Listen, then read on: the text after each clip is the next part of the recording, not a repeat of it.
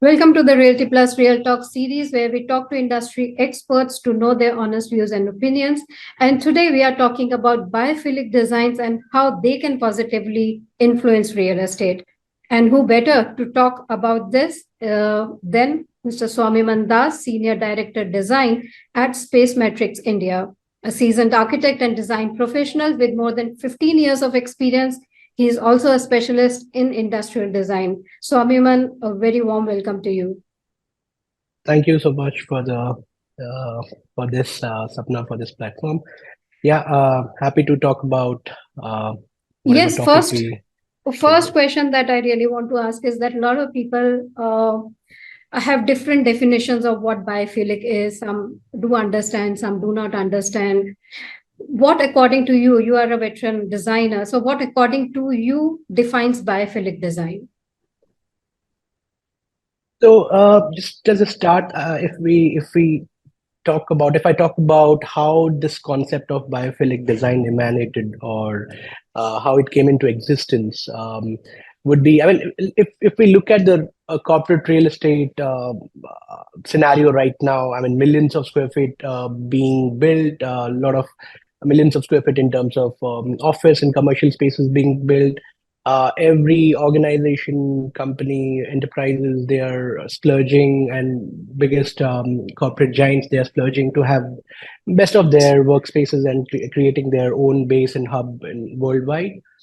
Uh, all that is there's attraction there, but what generally happens in this scenario, and what is one of the primal issues that we also face while designing for such spaces and is basically people are kind of working indoors ultimately, so they are trapped in a glass box and cut off from natural light, cut off from outdoor views, cut off from real nature. There's working hours and hours on artificial lighting, lack of actual fresh air. I mean, so body clock also starts functioning or acting differently.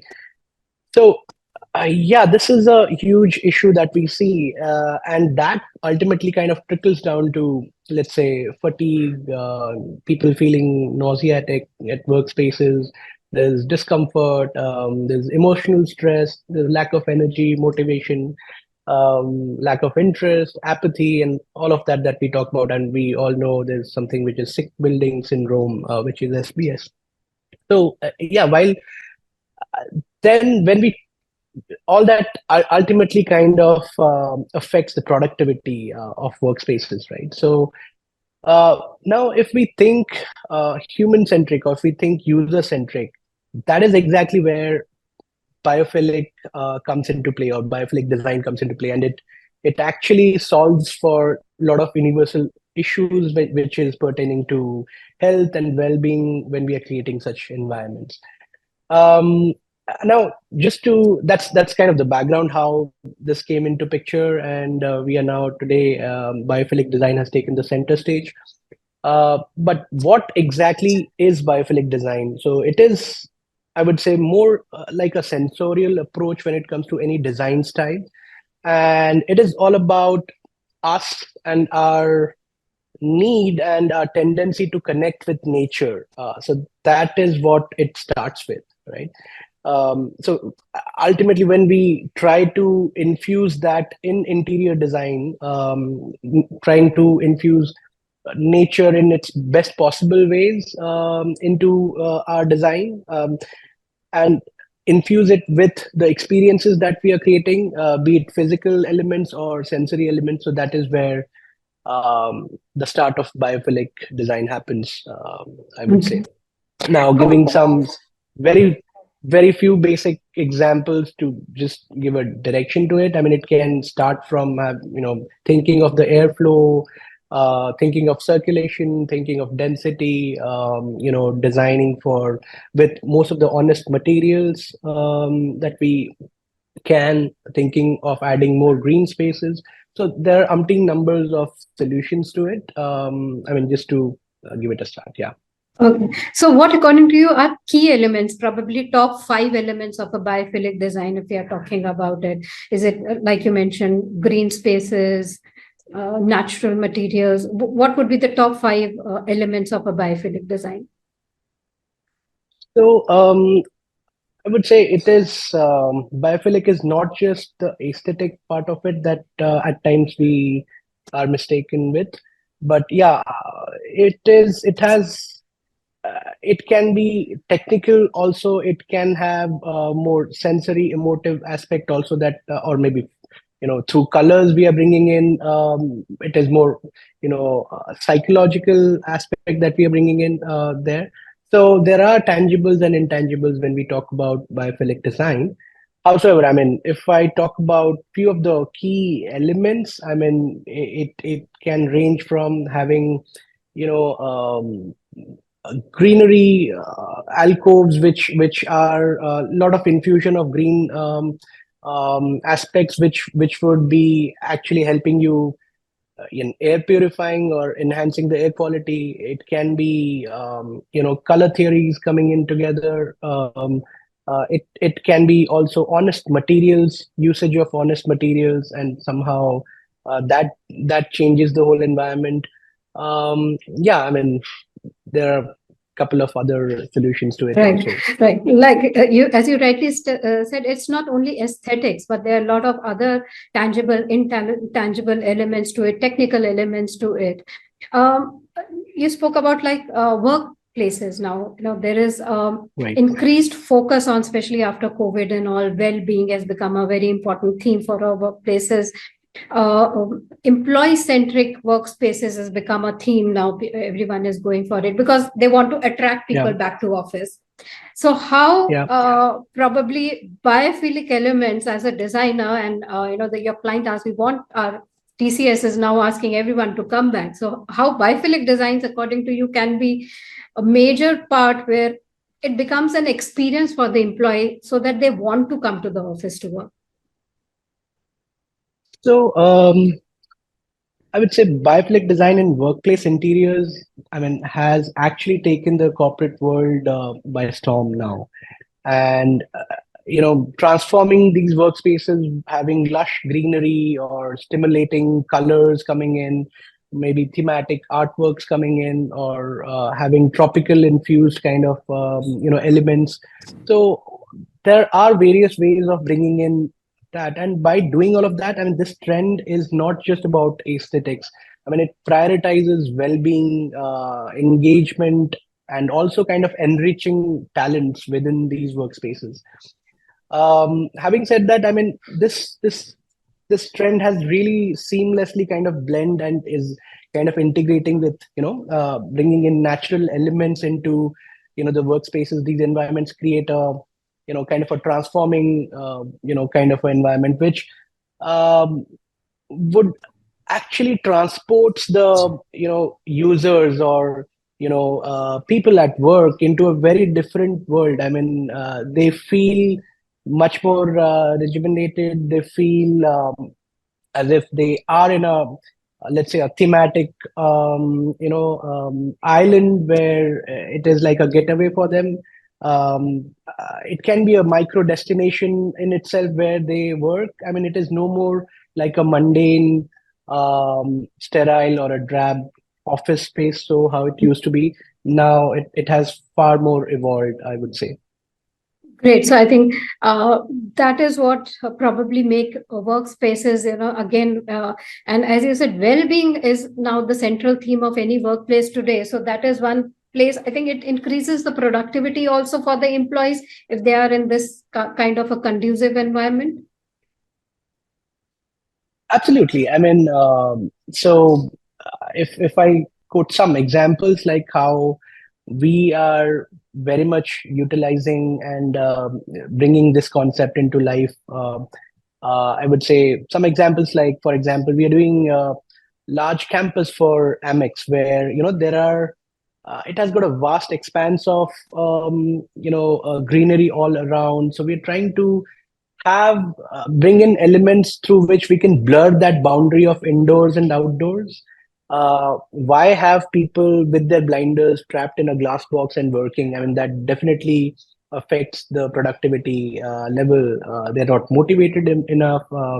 They don't feel, inspired enough. They don't feel like, so all these aspects we have tried to cover in various ways. So if I talk about in Amex itself, we have various levels of terraces, which are lush green themed kind of cafes. There is a nutrition cafe which we are developing, which is more activity based. There is a juice bar right there.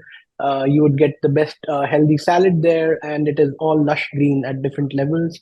There is a magnanimous large cafe which is at ground zero level, which is again kind of perfectly blending with the outdoor deck, and you can see the whole green expanse outside. So that is how people are connecting this large glass facades, which trickles in a lot of natural light inside. So you feel more connected with nature there, is what I would say.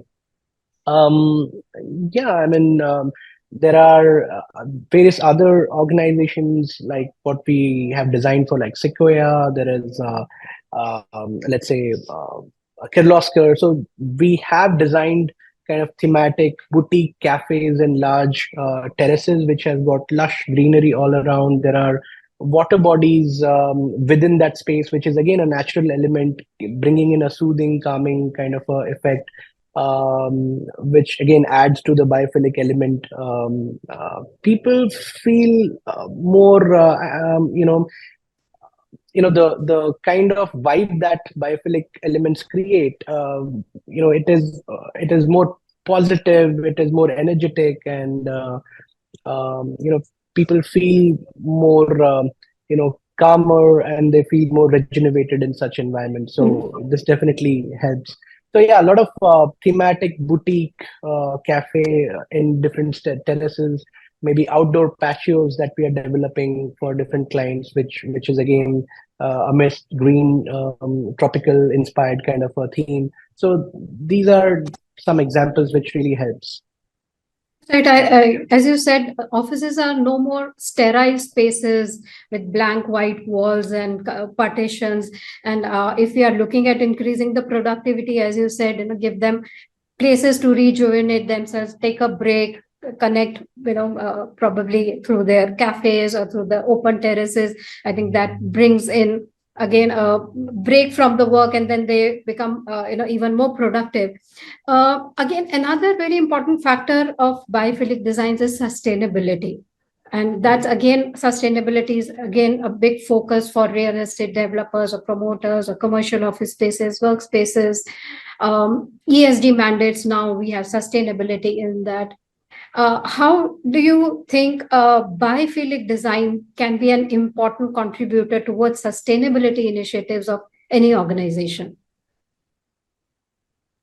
So, somehow I feel biophilic design is again a tributary from this concept of sustainability, and they blend and dovetail very well together when it they come together. So I mean, there are few aspects of biophilic design which is very much mirrored with sustainability, and they blend together. So just as an example, I would say, I mean, a lot of environments and spaces that we create. I mean, it can have, the forms and materials. We generally prefer to utilize some of them in its raw, natural form, which is again a part of, I would say, biophilic aspect or idea. But without, I mean, materials and finishes which are not much processed. I mean, or maybe probably locally sourced, which again helps in reducing the carbon footprint. So that aspect is again of the same principle, but it has two sides of the coin. It is helping sustainability, bringing in sustainability aspect also, plus it is adding to the biophilic effect. I mean, also add, we generally try to use a lot of honest materials and finishes, like in its raw natural form, like it can be terracotta or clay or wood in its form. So that is again more biophilic, and also is a part of sustainability as a pointer. Yeah, and I think we also, I mean, if we can integrate energy efficient technologies or maybe more eco-friendly kind of materials which has got low VOC, and we bring in more green spaces within the work environments that we create, that again contributes a lot in reducing the environmental footprint, I would say. Yeah, and so just for an instance, if I quote an example, if we can do a green roof somewhere, which is again, that itself is a that aids to natural insulation also, and reducing that helps us reducing excessive cooling or heating in I mean, that's again, technically it is more sustainability coming into picture, but this also, in long term helps in cost savings, for example, for the developers. So that is again a fusion of sustainability and biophilia coming together. uh, yeah, and I mean, we carve out a lot of green spaces, green towers. We bring in vertical gardening into indoor spaces. When that kind of blurs the boundaries between indoors and outdoors, and definitely helps people work better and function better within such environments. It adds, that freshness and positive vibe to the whole space, I would say. But yeah, when it comes to, again, that is sustainability, but if we think more biofuel, it is also, or vice versa. I mean, these plants, if consciously chosen and selectively picked, they can be the best form of air purification within spaces. We can enhance the air quality within. So that's again, and some interesting ideas also which comes up. I mean, again, threads from what I'm talking about. So some pictures, some projects that we are working on has concepts of, what we are working on is, can we have a kitchen garden itself near the breakout and the cafe areas? Can we have hydroponics coming in as a feature, which doesn't require soil, but it's a hydroponic herb garden that we are talking about. So yeah, real interesting ideas which comes out when we start designing such spaces. Yeah, that is So exciting. I think when we are thinking sustainability, biophilic design is something that we should be considering, because as you mentioned, just by the nature of including or blurring the lines between indoors and outdoors and bringing more nature inside and using honest materials, we are being sustainable. And as you said, yes, for workspaces especially, where you are looking at newer concepts of how going about it, in terms of not only bringing in new kinds of concepts of kitchen garden, etc., but also in terms of probably increasing the energy efficiency of a building. So yes, definitely they are part Absolutely. and parcel of sustainability. On the ending note, how much do you think there is awareness about biophilic design? Uh, has it got down to the bottom of the pyramid? Do we need to create more conversations around it? How do you see the scenario presently? So I would say it has taken the center stage now, and people are really thinking loud about bringing various interesting ideas how we can bring in biophilia. It is no more just having some planters and we call it biophilia, but it can it ranges from having, mindful art. It also ranges having tropical inspired elements coming into picture. It is also about color theories, doing the magic. So yeah, people are getting more and more aware and more inclined towards this. Designers are the catalyst in this game, I would say, and there is where it starts. And some way, if we can bring in real interesting ideas into life, where people really understand the worth and the real importance of this coming into indoors, would be a real success, I would say. I'm sure. And And it's shaping up. Yeah, it is definitely shaping up better, and even the clients are people are understanding it better. Organizations are moving forward to do and take up such concepts into their spaces as well. so good to Yeah. know that we are in the right direction. And if clients are themselves open to such ideas, I think what better we can ask. So thank you, Swamiman. And we look forward to many more projects, interesting projects from Space Metrics, especially with biophilic designs. So thank you so much for sharing your inputs and insights on what exactly biophilic design means. And I'm sure it has, cleared doubts among many of our viewers today that how they can go about, even if it's a small workplace or even if it's a bigger flow plate of workspace, how they can create an interesting space, which is not only good to look at, but also good to be in for our health. So thank you so much, Swami Mandas. Thank you for being here with us. Thank you, Sapna. Thank you. Have a good day. Thank you You so too. much. Thank you.